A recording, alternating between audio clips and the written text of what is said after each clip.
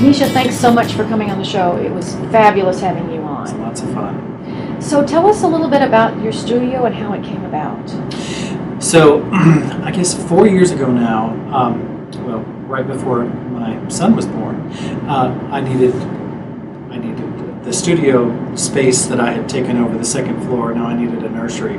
So I decided to lease a commercial space in town. So I live about 23 miles from the edge of kind of real Memphis area.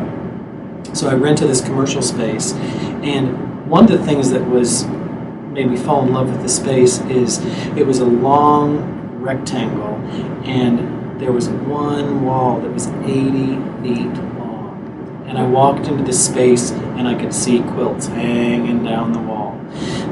Well, so then I had all this stuff. There were 2 rooms on the side, and I had all the stuff that I needed to store. So I bought tons of metro shelves, so these big metal shelves, and lined one room and most of a second room with all of my art supplies, otherwise known as crap. But anyway, so as I was getting toward the end of the second year of my lease with 1 year left, I knew I had to make a decision. I didn't really want to renew my lease. I was kind of tired of the 23-mile commute. And I had, for a long time, so I loved when my studio was in my home. But I don't have any space. Did I say I have 3 home? Yeah. Yes. So I decided I have a garage, and I added on to the back of the garage. And initially, I was just going to add on a space that was just the workroom. But then I'm thinking, ooh, I'm going to miss that 80-foot wall. So I just decided to bite the bullet, and I built a second room that is a dedicated gallery space that can also be turned into a classroom for I haven't yet, but I believe I could get 14 people at machines. So it's a decent classroom space. So tell us about the color of the walls. Oh, so yeah. Because it's kind of unusual for.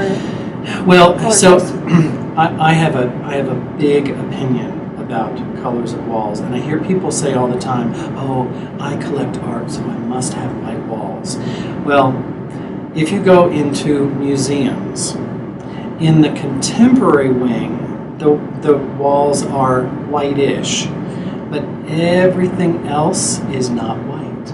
They're hunter green and navy blue and gold, and they're all kinds of colors.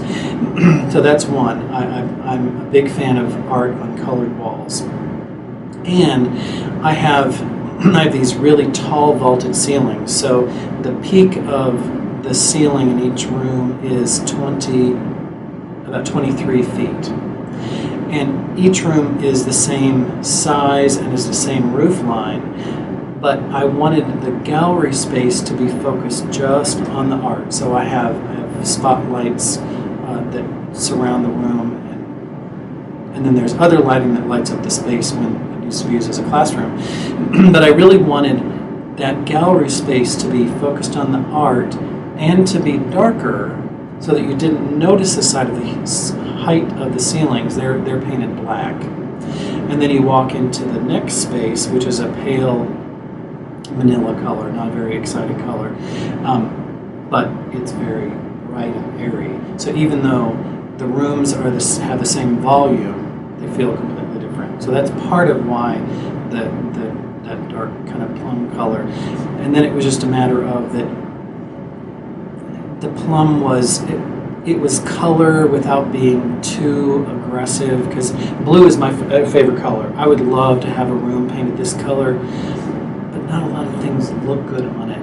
Like not a wide range of things look good on it. Right. So it limits things, and this color seemed to be one that played well with a lot of things. It seemed like it was very rich when we saw the image of your quilts hanging on this rich plum wall. Yeah, dark saturated color. Well, thank you so much for sharing. It's always great to hear a little bit of the process of where the studio came from, what was the idea, what were your needs, and what were your desires. Well, and one thing about when people are thinking about building a space, they really should start a list. Like not a list in your head, like a physical list. So you can, every time, so I keep notes in my phone, and I would, for more than a year, when something would occur to me, I would flip open my phone and jot down a note. Little things like if you've been to class and there's all sorts of sewing machines and lights and irons going and a fuse blows.